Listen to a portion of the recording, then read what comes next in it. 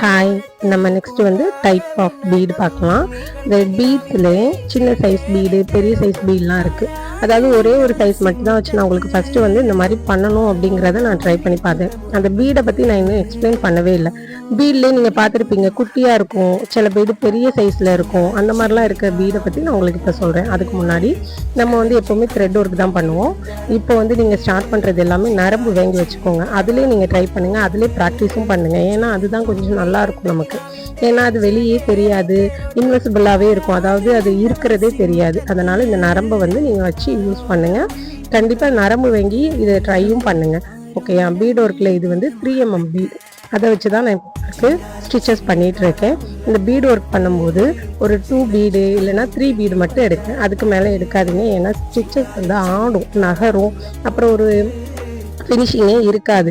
அதனால் அதை மட்டும் கொஞ்சம் பார்த்துட்டு 2-3 பீடு